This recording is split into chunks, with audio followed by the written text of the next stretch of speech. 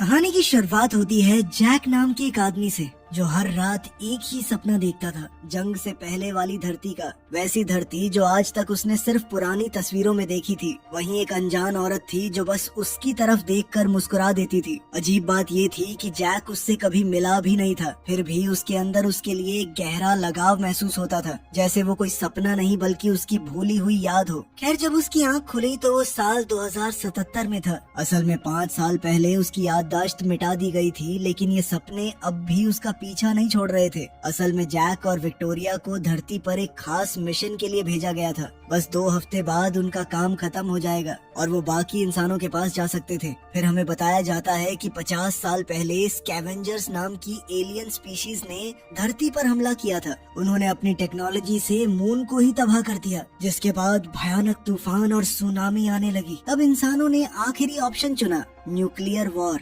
जिसके सहारे जंग जीत तो ली गई, लेकिन धरती रहने लायक नहीं बची। अब जो लोग जिंदा बचे थे उन्होंने अर्थ छोड़ दी और अंतरिक्ष में एक टेम्पररी स्टेशन बनाया गया जिसका नाम था TET। वहीं से इंसानों को सैटर्न के मून टाइटन पर शिफ्ट किया गया। लगभग सब लोग जा चुके थे और सिर्फ जैक और विक्टोरिया धरती पर बचे थे। उनका मिशन हाइड्रो रिग्स की सुरक्षा करना था। ये विशाल मशीन्स पानी को एनर्जी में कन्वर्ट करती थी और अब पूरी इंसानी प्रजाति का जीवन इसी एनर्जी पर टिका हुआ था। लेकिन दिक्कत अब भी खत्म नहीं हुई थी। असल में कुछ स्कैवेंजर्स अब भी धरती पर मौजूद थे और वो लगातार हमले करते रहते और ड्रोन्स को तबाह करते थे। खैर, विक्टोरिया टाइटन जाने को लेकर काफी खुश थी, लेकिन जैक के लिए धरती अब भी घर जैसी लगती थी। कुछ देर बाद जैक अपने पेट्रोल वेसल में बैठा था। उसने एक एक करके सारे सिस्टम्स एक्टिवेट किए और फिर विक्टोरिया से कम्युनिकेशन चेक की और अगले ही पल उसके एयरक्राफ्ट ने उड़ान भर ली। इसके बाद जैक ने हाइड्रो रिग्स को देखकर बताया कि सब कुछ नॉर्मल लग रहा है, लेकिन तभी विक्टोरिया की आवाज आई कि हमारे 2 ड्रोन्स डाउन हो गए हैं। फिर मिशन कंट्रोल तुरंत ऑनलाइन आया और विक्टोरिया ने TET से संपर्क बनाया। उसने सैली को ड्रोन्स के तबाह होने की खबर दी। फिर उसने जैक के एयरक्राफ्ट को ड्रोन बीकन से लिंक कर दिया ताकि वो सीधे उनकी लोकेशन तक पहुंच सके। अब जैक ड्रोन के बीकन का पीछा करते हुए एक भयानक तूफान के अंदर पहुंच गया। आसमान में लगातार बिजली चमक रही थी। तभी अचानक एक तेज बिजली उसके एयरक्राफ्ट से टकराई और कुछ पल के लिए उसका कंट्रोल पूरी तरह चला गया। उसका एयरक्राफ्ट सीधा नीचे गिरने लगा। वहीं दूसरी तरफ विक्टोरिया मिशन कंट्रोल को समझाने की कोशिश कर रही थी कि कई ड्रोन्स की मरम्मत करने के लिए नए पार्ट्स की जरूरत थी, लेकिन मिशन कंट्रोल ने सीधा कहा कि आज का काम है ड्रोन 166 की मरम्मत करना और ड्रोन नंबर 172 को ढूंढना।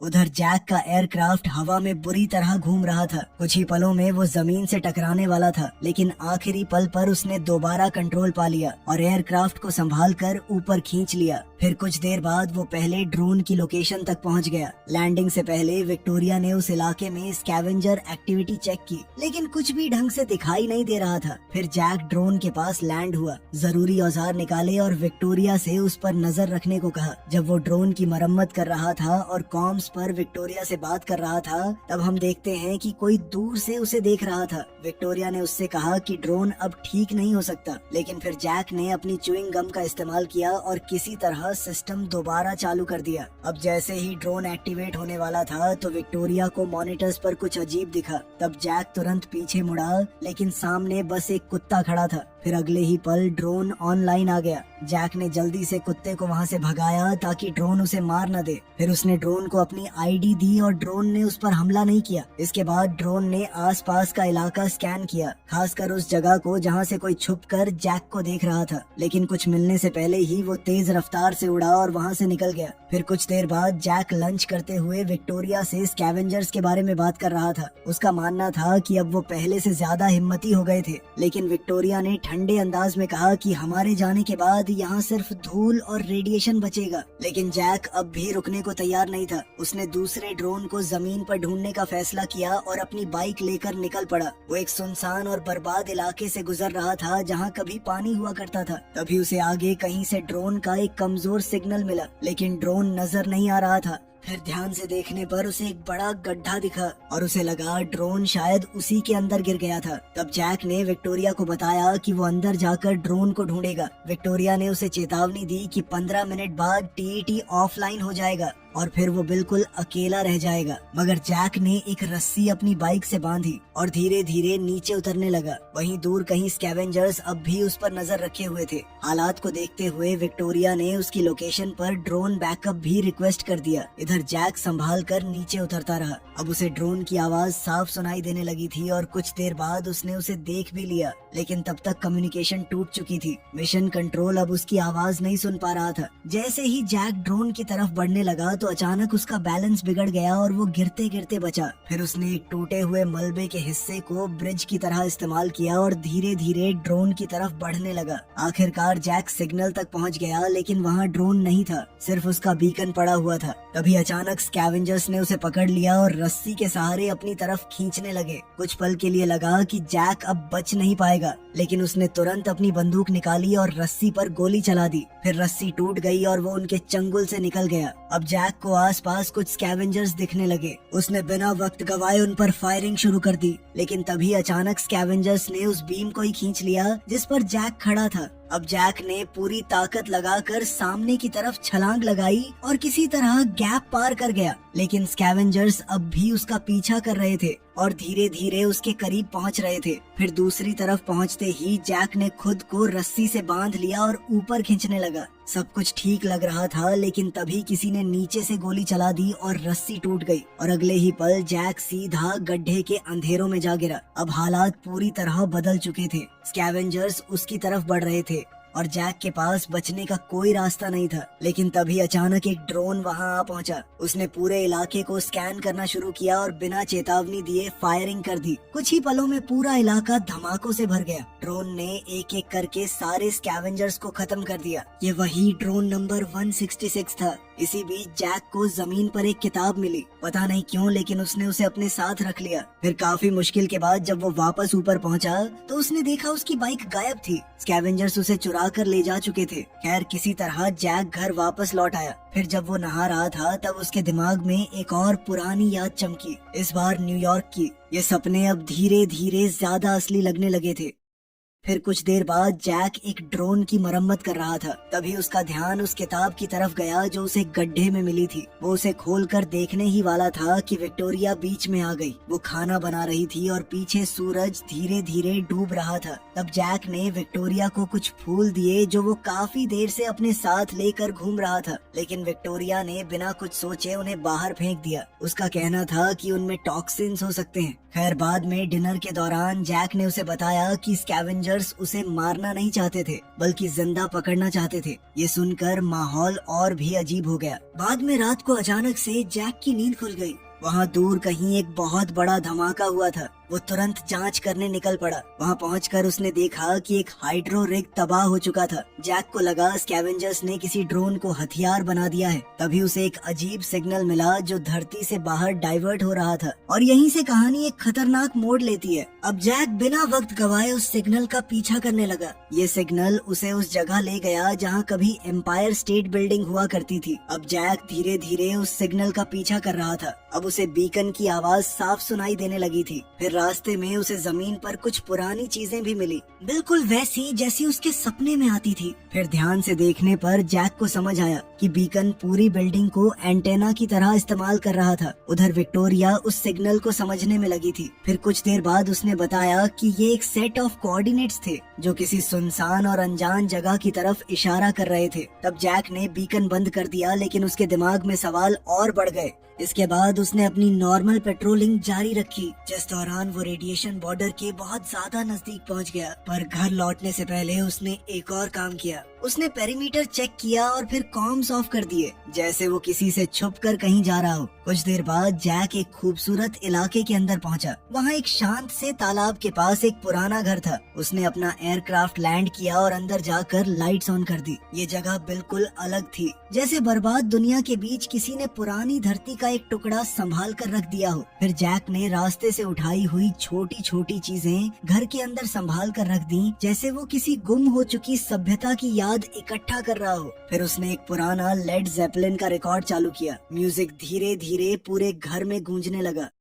जब जैक बाहर आया तो वो और खामोशी से उस जगह को महसूस करने लगा। शायद वो सोच रहा था कि टाइटन जाने के बाद उसे ये सब कितना याद आएगा। कुछ देर बाद वो घास पर ही लेटे लेटे सो गया और फिर उसे अपना वही पुराना सपना आया। लेकिन तभी अचानक सब कुछ बदल गया। जैक ने आसमान से एक अनजान ऑब्जेक्ट को गिरते देखा। वो तुरंत अपना एयरक्राफ्ट लेकर उड़ा। विक्टोरिया ने उसे लोकेशन भेजी और अजीब बात ये थी कि ऑब्जेक्ट बिल्कुल उन्हीं कोऑर्डिनेट्स पर क्रैश हुआ था जो बीकन से मिले थे। फिर विक्टोरिया ने बताया कि मिशन कंट्रोल लगभग ऑफलाइन होने वाला है, इसलिए उसने जल्दी से टीईटी को हालात की खबर कर दी। अब सैली ने तुरंत ऑर्डर दिया कि जैक पीछे हट जाए। उसका कहना था कि ड्रोन्स पहले ही उस लोकेशन पर भेजे जा चुके हैं, लेकिन जैक ने इस बार ऑर्डर मानने से मना कर दिया। वो सीधा क्रैश साइट की तरफ बढ़ता गया और नजदीक पहुंचकर उसने देखा कि ये ऑब्जेक्ट किसी एलियन टेक्नोलॉजी जैसा नहीं लग रहा था। अब जैक ने साइट पर लैंड किया और अंदर जाकर देखा कि वहाँ कई हाइबरनेशन पॉड्स पड़े हुए थे। उनके अंदर असली इंसान मौजूद थे। तब जैक ने तुरंत विक्टोरिया को बताया कि उसे 5 ह्यूमन सर्वाइवर्स मिले हैं और फिर उसने आखिरी पॉड देखा और उसके होश उड़ गए। उस पॉड के अंदर वही औरत थी जो उसे सपनों में बार बार दिखाई देती थी, लेकिन असली शौक अभी बाकी था। अचानक ड्रोन्स वहाँ आ पहुँचे और बिना कुछ सोचे पॉड्स को तबाह करना शुरू कर दिया। फिर जैक ने उन्हें रुकने का ऑर्डर दिया, लेकिन ड्रोन 166 ने तो उसी पर टारगेट लॉक कर लिया था। कुछ पल के लिए लगा कि ड्रोन अब जैक को भी मार देगा, लेकिन फिर उसने जैक की आईडी क्लियर कर दी। लेकिन मुसीबत खत्म नहीं हुई थी। ड्रोन अब भी उस पॉड को तबाह करना चाहता था जिसमें वो औरत थी। तब जैक उस पॉड के सामने खड़ा हो गया और अगले ही पल उसने ड्रोन पर फायरिंग कर दी। उधर दूर कहीं स्कैवेंजर्स फिर से ये सब देख रहे थे। जैक जल्दी से पॉड को खींचकर अपने एयरक्राफ्ट तक लाया और बड़ी मुश्किल से वहाँ से निकल पाया। फिर कुछ देर बाद वो घर पहुँचा तो विक्टोरिया ने तुरंत दरवाजा खोला और दोनों ने मिलकर पॉड को खोला। फिर विक्टोरिया ने जैक से मेडिकल किट लाने को कहा। उसका मानना था कि उन्हें तुरंत टीईटी को खबर करनी चाहिए, लेकिन जैक ने उसे ड्रोन्स के हमले के बारे में बताया। जैसे ही दोनों बात कर रहे थे कि तभी अचानक पॉड के अंदर मौजूद औरत होश में आ गई। वो जोर जोर से उल्टी करने लगी। उसका शरीर कमजोर था और वो सीधा जैक की बाहों में गिर गई। लेकिन फिर उसने जैक को नाम से बुलाया। कुछ देर बाद जब वो पूरी तरह होश में आई तो उसने घबराकर सिर्फ एक सवाल पूछा, मैं कहाँ पर हूँ? पूछने पर उसने ये भी बताया कि उसका नाम जूलिया है। विक्टोरिया ने उसे क्रैश और उसकी क्रू के बारे में बताया, लेकिन जूलिया अब भी पूरी तरह कंफ्यूज्ड लग रही थी, जैसे उसे समझ ही नहीं आ रहा हो कि उसके साथ हुआ क्या है। फिर उसने धीरे से एक सवाल पूछा, मैं कितने टाइम तक सो रही थी? और जैक का जवाब सुनकर उसके होश उड़ गए। 60 साल। फिर कुछ देर बाद तीनों साथ बैठकर लंच कर रहे थे। तब जैक ने जूलिया से उस बीकन और उसके मिशन के बारे में पूछना शुरू किया। जूलिया ने बताया कि उसे अपनी शिप से फ्लाइट रिकॉर्डर लाना होगा। शायद उसमें सारे जवाब थे, लेकिन विक्टोरिया ने उसे साफ कह दिया कि पिछले 60 सालों में धरती पूरी तरह बदल चुकी थी। फिर दोनों ने जूलिया को एलियंस के कब्जे के बारे में सब कुछ बताया कि कैसे जंग हुई, कैसे इंसान टाइटन और स्पेस स्टेशन पर शिफ्ट हो गए। ये सब सुनकर जूलिया शॉक में थी। तभी उसकी नजर जैक और विक्टोरिया के हाथ पर पड़ी और वो हल्की सी हंसी हंस पड़ी। लेकिन विक्टोरिया को जूलिया बिल्कुल पसंद नहीं आ रही थी। उसकी आंखों में एक अजीब बेचैनी थी। फिर कुछ देर बाद जैक और विक्टोरिया अकेले बात कर रहे थे। विक्टोरिया ने सीधा कह दिया कि वो जूलिया को यहाँ नहीं रखना चाहती। तब जैक ने उससे एक अजीब सवाल पूछा, क्या तुम्हें मिशन से पहले का कुछ याद है? क्या तुम उसे पहचानती हो? ये सुनते ही विक्टोरिया गुस्सा हो गई। उसने जैक को याद दिलाया कि जूलिया का बीकन ही स्कैवेंजर्स को उन तक ले आया था और अब स्कैवेंजर्स उनका घर तक ढूंढ चुके थे। हालात धीरे धीरे और खतरनाक होते जा रहे थे। फिर रात में जूलिया जाग रही थी जब जैक उसके पास आया। जैक ने उसे बताया कि विक्टोरिया उसके बारे में टीईटी को खबर कर देगी और फिर किसी को उसे लेने नीचे भेज दिया जाएगा। लेकिन जूलिया अब भी सिर्फ एक चीज के बारे में सोच रही थी, फ्लाइट रिकॉर्डर। उसका कहना था कि उन दोनों को सच जानने की जरूरत है। आखिरकार जैक उसके साथ क्रैश साइट पर जाने के लिए मान गया। कुछ देर बाद दोनों क्रैश साइट पर पहुंच गए। वहीं विक्टोरिया उन्हें एयरक्राफ्ट के कैमरा से देख रही थी। फिर जैसे ही जूलिया ने तबाह हो चुके पॉड्स देखे तो उसका चेहरा उतर गया। तब जैक ने धीरे से कहा कि वो उन्हें बचा नहीं पाया। उधर विक्टोरिया ने मॉनिटर्स पर किसी को हलचल करते हुए देखा। उसने जैक को चेतावनी देने की कोशिश की, लेकिन तब तक देर हो चुकी थी। जूलिया को आखिरकार फ्लाइट रिकॉर्डर मिल गया था, लेकिन उसी वक्त अचानक स्कैवेंजर्स सामने आ गए। एक स्कैवेंजर ने जैक को जोर से धक्का दिया और वो सीधा नीचे गिर गया। फिर जैक ने तुरंत एयरक्राफ्ट को वापस भेज दिया, लेकिन अगले ही पल स्कैवेंजर्स ने उसे पूरी तरह बेहोश कर दिया। अब जैक और जूलिया दोनों स्कैवेंजर्स के कब्जे में थे। सुबह होते ही जैक का एयरक्राफ्ट अकेले ही विक्टोरिया के पास वापस लौट आया। बाद में जब मिशन कंट्रोल ऑनलाइन आया तो विक्टोरिया ने उन्हें पूरी सच्चाई नहीं बताई। उसने बस इतना कहा कि जैक कॉम से डिस्कनेक्ट हो गया था। इसीलिए विक्टोरिया ने उसकी लास्ट नोन लोकेशन पर एक ड्रोन भेजने की गुजारिश की। उधर जैक धीरे धीरे होश में आ रहा था। उसकी आंखों पर एक तेज लाइट पड़ रही थी। उसके हाथ बंधे हुए थे और वो हिल भी नहीं पा रहा था। तभी अंधेरे में से एक आवाज गूंजी। वो उसी किताब की लाइंस पढ़ रही थी जो जैक को गड्ढे में मिली थी। तभी अचानक अंधेरे में एक आदमी ने सिगार जलाई। धीरे धीरे उसका चेहरा सामने आया। उसने जैक को देखते हुए कहा कि वो काफी टाइम से उस पर नजर रखे हुए था और उसने नोटिस किया था कि जैक बाकी लोगों से ज्यादा क्यूरियस था। जैक ने तुरंत जवाब दिया कि उन्हें उससे कुछ नहीं मिलने वाला क्योंकि उसकी याददाश्त मिटाई जा चुकी है। लेकिन उस आदमी ने एक के बाद एक अजीब सवाल पूछने शुरू किए। क्या तुम कभी किसी असली स्कैवेंजर से मिले हो? क्या तुम कभी रेडिएशन जोन के अंदर गए हो? क्या तुमने कभी ज्यादा सवाल पूछने की कोशिश की? मगर जैक के पास इन सवालों का कोई जवाब नहीं था। तभी अचानक लाइट्स ऑन हो गईं और जैक ने जो देखा उससे उसके होश उड़ गए। वो पूरी बिल्डिंग इंसानों से भरी हुई थी, असली इंसान। ये देखते ही जैक पूरी तरह कंफ्यूज्ड हो गया। तब उस आदमी ने अपना नाम बताया, बीच। बीच ने जैक को समझाया कि वो लोग स्कैवेंजर्स नहीं बल्कि बचे हुए इंसान थे और उन्हें ड्रोन से छुपकर रहना पड़ता था क्योंकि ड्रोन्स को इंसानों को मारने के लिए प्रोग्राम किया गया था। फिर बीच ने उससे पूछा कि उसने जूलिया को ड्रोन से क्यों बचाया। तब जैक ने सीधा जवाब दिया कि कोई भी होता तो यही करता। तभी एक और आदमी उनके पास आया। उसका नाम साइक्स था। उसने चेतावनी दी कि ड्रोन जैक को ट्रैक करते हुए यहाँ तक पहुँच सकता है। उधर विक्टोरिया मिशन ड्रोन का डेटा चेक कर रही थी तो सैली ने कंफर्म किया कि वो जैक ही था। इधर बीच के आदमियों ने जैक की रस्सियां खोल दी और उसे नीचे अपने अंडरग्राउंड बेस में ले गए। वहाँ बीच ने जैक को सच बताया।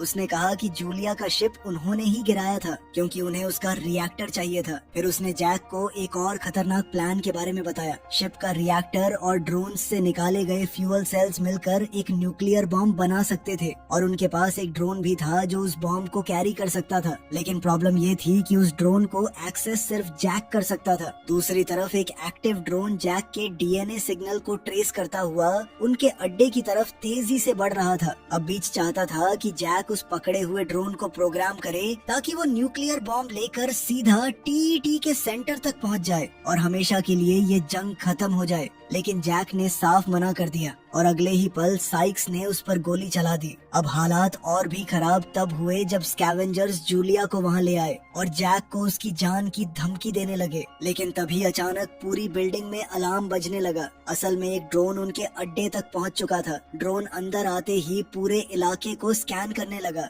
स्कैवेंजर्स ने उसे रोकने की कोशिश की लेकिन ड्रोन ने कुछ ही पलों में कई लोगों को मार दिया। आखिरकार साइक्स ने किसी तरह उस ड्रोन का खात्मा कर दिया।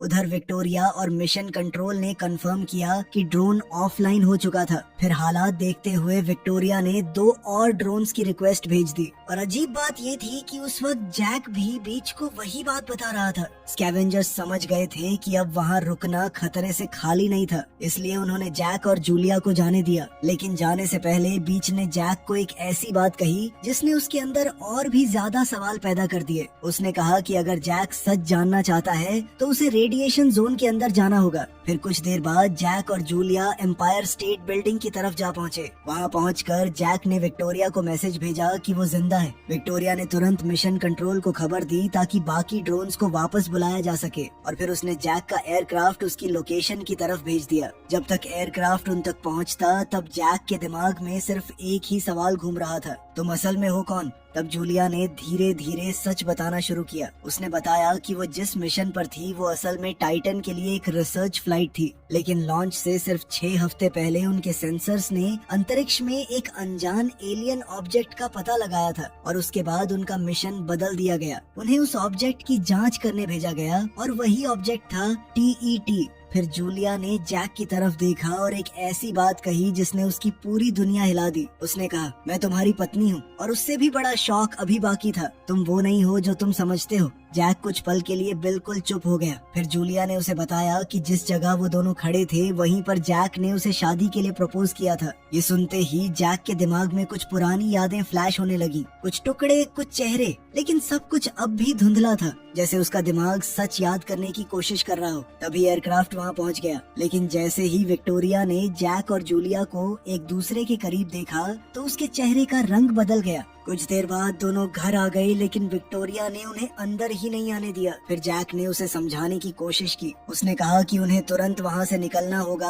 और फिर उसने जूलिया की तरफ देखकर कहा कि ये मेरी पत्नी है। ये सुनते ही विक्टोरिया ने बिना देर किए टीईटी को जूलिया के बारे में खबर कर दी। बेचारा जैक उसे रोकता रहा, लेकिन अब बहुत देर हो चुकी थी और तभी अचानक घर का दरवाजा खुल गया। घर में रखा एक ड्रोन एक्टिवेट हो चुका था। जैक ने विक्टोरिया से उसके साथ चलने को कहा, लेकिन वो कुछ भी मानने को तैयार नहीं थी। न वो जैक की बातों पर यकीन कर रही थी और न सच कबूल कर पा रही थी। अगले ही पल ड्रोन ने फायरिंग कर दी और विक्टोरिया वहीं मारी गई। ड्रोन अब धीरे धीरे जैक की तरफ बढ़ने लगा। वो उसे भी मारने वाला था, लेकिन तभी जूलिया ने फायरिंग करके ड्रोन को तबाह कर दिया। इसके कुछ देर बाद जैक ने आखिरकार टीईटी से सीधी बात की। उसने कहा कि वो जैक और जूलिया को अंदर लाना चाहते हैं ताकि उन्हें एक नया मिशन दिया जा सके। अब सब कुछ साफ होने लगा था। तभी जैक और जूलिया तुरंत घर छोड़कर निकल गए, लेकिन टीईटी ने उनके पीछे ड्रोन्स भेज दिए और यहीं से शुरू हुई एक खतरनाक चेस। ड्रोन्स लगातार उनका पीछा कर रहे थे। बचने के लिए जैक सीधा तूफान के अंदर घुस गया ताकि बिजली ड्रोन्स पर गिर सके। कुछ पल के लिए ड्रोन्स रुक भी गए, लेकिन फिर दोबारा उनके पीछे आ गए। तब जैक ने एयरक्राफ्ट को एक झरने के पीछे छुपा दिया। इसकी वजह से ड्रोन्स कुछ पलों के लिए कंफ्यूज हो गए। बस वही मौका था कि जैक अचानक पीछे से निकला और 2 ड्रोन्स को उड़ा दिया। लेकिन आखिरी ड्रोन इतनी आसानी से खत्म होने वाला नहीं था। उसने लगभग उनका शिप क्रैश कर ही दिया था, लेकिन जैक ने किसी तरह उसे तबाह कर दिया। लेकिन असली मुसीबत अभी भी बाकी थी। ड्रोन 166 अभी भी उनका पीछा कर रहा था। वो सीधा उन्हें धक्का देते हुए रेडिएशन जोन के अंदर ले गया। अगले ही पल वो उनके शिप से टकरा गया और पूरा एयरक्राफ्ट तबाह हो गया। आखिरकार जैक को मजबूरी में इमरजेंसी एस्केप लीवर खींचना पड़ा। अब दोनों रेडिएशन जोन के अंदर फंस चुके थे। कुछ देर बाद जैक को दूर कहीं एक ड्रोन की आवाज सुनाई दी। वो देखने गया कि ड्रोन एक्टिव है या नहीं, लेकिन तभी उसने कुछ ऐसा देखा जिसने उसके पैरों तले जमीन खींच ली। उसके सामने बिल्कुल उस जैसा एक और एयरक्राफ्ट लैंड हुआ। जैक ने दूरबीन से अंदर देखने की कोशिश की, लेकिन उसे उस आदमी का चेहरा साफ नजर नहीं आया। इसलिए वो धीरे धीरे करीब गया और फिर उसने जो देखा उस पर यकीन करना नामुमकिन था। वो आदमी कोई और नहीं, खुद जैक था। दूसरे जैक ने तुरंत उस पर बंदूक तान दी और अपने हथियार नीचे डालने को कहा। लेकिन उससे भी ज्यादा हैरानी की बात ये थी कि उस दूसरे जैक को भी जूलिया याद थी, जैसे वो भी वही आदमी हो। जल्द ही दोनों जैक्स के बीच लड़ाई शुरू हो गई। पहले दोनों बंदूक के लिए लड़ने लगे और फिर बात सीधा हाथापाई तक पहुंच गई। अब दोनों एक दूसरे को बुरी तरह मार रहे थे, जैसे दोनों को समझ ही नहीं आ रहा हो कि सामने वाला दुश्मन है या खुद का ही एक हिस्सा। आखिरकार पहले जैक यानी जैक 49 ने किसी तरह दूसरे जैक यानी जैक 52 को गिरा दिया और उसे हिलने लायक नहीं छोड़ा। लेकिन तभी अचानक से ड्रोन 166 दोबारा से एक्टिवेट हो गया। लेकिन जैक 49 ने बिना वक्त गवाए ड्रोन का फ्यूल सेल निकाल लिया और ड्रोन तुरंत बंद हो गया। उसके बाद जैक ने जूलिया को आवाज लगाई, लेकिन जैसे ही वो उसके पास पहुंचा तो उसका चेहरा उतर गया। उसने देखा कि जूलिया को गोली लग चुकी थी। अब जैक तुरंत उसे उठाकर सुरक्षित जगह ले गया। फिर उसने जैक 52 को बांधा, उसका एयरक्राफ्ट लिया और सीधा उसके बेस की तरफ निकल पड़ा। कुछ देर बाद जब वो वहाँ पहुँचा तो उसने देखा कि सब कुछ लगभग एक जैसा था। घर, चीजें, हर डिटेल, जैसे किसी ने एक ही जिंदगी को बार बार कॉपी किया हो। अब जैक जल्दी से मेडिकल किट ढूंढने लगा, लेकिन तभी विक्टोरिया 52 उसके सामने आ गई। मगर जैक ने किसी तरह उसे यकीन दिला दिया कि वो उसका ही जैक है। जब वो वापस जूलिया के पास पहुंचा तब तक जैक 52 वहां से भाग चुका था। खैर जैक ने जूलिया के घावों पर मरहम लगाया, उसे एयरक्राफ्ट तक लेकर गया और फिर उसे अपने तालाब वाले घर में ले आया। कुछ देर बाद जब जूलिया की आंख खुली तो वो पूरी तरह ठीक हो चुकी थी। वो धीरे धीरे घर को देखने लगी और फिर उसने जैक का फेवरेट रिकॉर्ड चालू कर दिया। वही पुराना म्यूजिक एक बार फिर पूरे घर में गूंजने लगा। कुछ देर बाद वो बाहर जैक के पास आई। तब जैक ने उससे एक बात कही जो शायद वो खुद भी स्वीकार कर चुका था। उसने कहा कि वो जानता है कि वो असली जैक नहीं है, लेकिन जितना उसे याद है उसने हमेशा से सिर्फ जूलिया से प्यार ही किया है। फिर जूलिया ने उसकी तरफ देखा और धीरे से कहा, आखिर में इंसान को उसकी यादें ही असली बनाती हैं। ये बात सीधा जैक के दिल तक पहुंच गई। फिर अगली सुबह जैक को आखिरकार समझ आ गया था कि उसे क्या करना है। उसने बीच की मदद करने का फैसला कर लिया था और इस बार जूलिया भी उसके साथ थी। कुछ देर बाद दोनों स्कैवेंजर्स के अड्डे पर जा पहुंचे। बीच उन्हें देखकर खुश हो गया क्योंकि अब उनका प्लान सच में मुमकिन लग रहा था। लेकिन दूसरी तरफ टीईटी भी चुप नहीं बैठा था। वो जैक की पिछली फुटेज की जाँच कर रहा था और उसे जैक का डेटा मिल चुका था। फिर अगले ही पल टीईटी ने उनके पीछे 3 ड्रोन्स भेज दिए। उधर जैक पकड़े हुए ड्रोन को प्रोग्राम करने में लगा हुआ था और इसी बीच ने उन्हें पूरी सच्चाई बता दी। उसने कहा कि वो शुरू से सब कुछ देख रहा था, मून की तबाही, धरती की बर्बादी और धीरे धीरे इंसानों का भूख से मरना। लेकिन असली शौक अभी बाकी था। बीच ने बताया कि आखिर में टीईटी ने धरती पर अपनी फौज भेजी थी और उस फौज का हर फौजी बिल्कुल जैक जैसा दिखता था। Astronaut Jack Harper. असल में सबकी याददाश्त मिटा दी गई थी और उन्हें सिर्फ एक काम के लिए प्रोग्राम किया गया था, मारने के लिए। अब जैक को समझ आ रहा था कि वो असल में क्या था,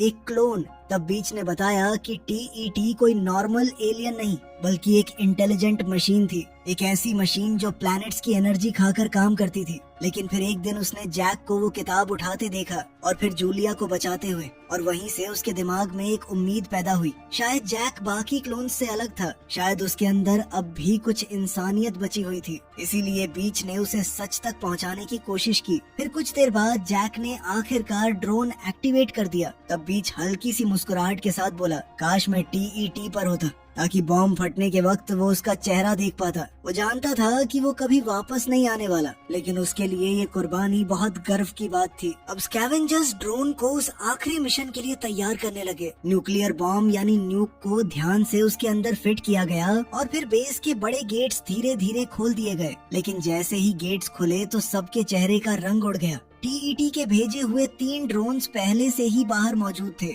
और अगले ही पल वो सीधा अंदर घुस आए। पूरा बेस गोलियों और धमाकों से गूंज उठा। हर तरफ अफरा तफरी मच गई। स्कैवेंजर्स पूरी ताकत से लड़ रहे थे लेकिन मशीन्स बहुत ज्यादा ताकतवर थी। कुछ ही पलों में कई लोग मारे गए। तभी बीच ने किसी तरह एक ड्रोन को उड़ा दिया, लेकिन पहले उस ड्रोन ने बीच को बुरी तरह जख्मी कर दिया। और सबसे बुरी बात ये हुई कि न्यूक वाला ड्रोन भी तबाह हो गया। अब हालात हाथ से निकलते जा रहे थे। तभी साइक्स ने दूसरा ड्रोन तबाह कर दिया और तीसरे को जैक ने खत्म किया। लेकिन अब उनका असली प्लान फेल हो चुका था। तभी जूलिया ने एक नया प्लान सोचा। उसने जैक से कहा कि टीईटी ने खासकर उसे जूलिया को लेकर आने को कहा था, इसलिए वो जूलिया को एक पॉड में लेकर जा सकता था और उस पॉड के अंदर न्यूक भी छुपा सकता था। ये प्लान काफी खतरनाक था और शायद वापस लौटने का कोई चांस भी नहीं था। फिर कुछ देर बाद जैक और जूलिया एक पेंटिंग के सामने खड़े थे जो जूलिया को पुरानी धरती और अपने घर की याद दिलाती थी। दोनों बिना कुछ बोले एक दूसरे को देख रहे थे, जैसे दोनों समझ चुके थे कि शायद ये उनकी आखिरी मुलाकात हो। खैर फिर जैक ने पॉड तैयार किया और जूलिया को उसके अंदर लिटा दिया। पॉड बंद करने से पहले उसने धीरे से कहा, हमारे बारे में सपना देखना, और फिर उसने पॉड बंद कर दिया। जैक उस पॉड को खींचकर अपने एयरक्राफ्ट तक ले गया और मैप को टीईटी की तरफ सेट कर दिया। फिर फ्लाइट के दौरान उसने शिप का पुराना रिकॉर्डिंग चलाया और धीरे धीरे उसकी सारी यादें वापस आने लगी। अब आखिरकार सच सामने आ रहा था। असल में जैक उस मिशन का कमांडर था। सैली कोई एआई वॉइस नहीं थी, बल्कि उस वक्त नासा में एक ऑफिसर थी और विक्टोरिया उसकी को पायलट। जूलिया के साथ बाकी क्रू हाइबरनेशन में थे। फिर रिकॉर्डिंग में जैक और विक्टोरिया पहली बार टीईटी के करीब पहुंच रहे थे, लेकिन तभी उन्हें समझ आया कि टीईटी उनके शिप को अपनी तरफ खींच रहा है। ऐसे खतरनाक हालात देखकर जैक ने तुरंत फैसला लिया। उसने हाइबरनेशन मॉड्यूल एयरक्राफ्ट से अलग कर दिया ताकि क्रू बच सके,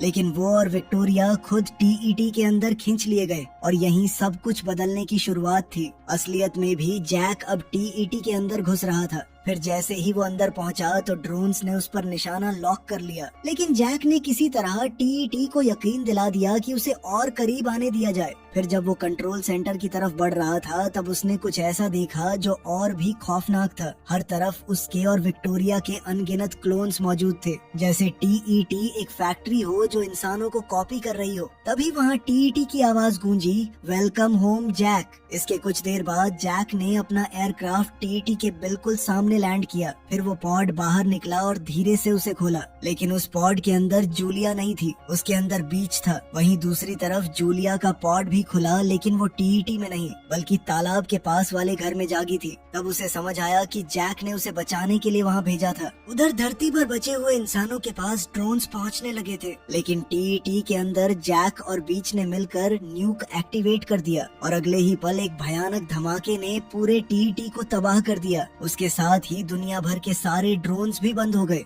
वहीं दूर धरती पर साइक्स और जूलिया बस उस धमाके को देख रहे थे। आखिरकार जंग खत्म हो चुकी थी। इसके 3 साल बाद जूलिया उसी तालाब वाले घर में अपनी छोटी बेटी के साथ रह रही थी। सब कुछ शांत लग रहा था, लेकिन तभी अचानक कुछ लोग तालाब के पास आते दिखाई दिए। ये बचे हुए सर्वाइवर्स थे और उनके साथ एक और आदमी भी था, जैक 52। आखिरकार जैक अपनी पत्नी और अपनी बेटी के पास वापस आ चुका था। यही कहानी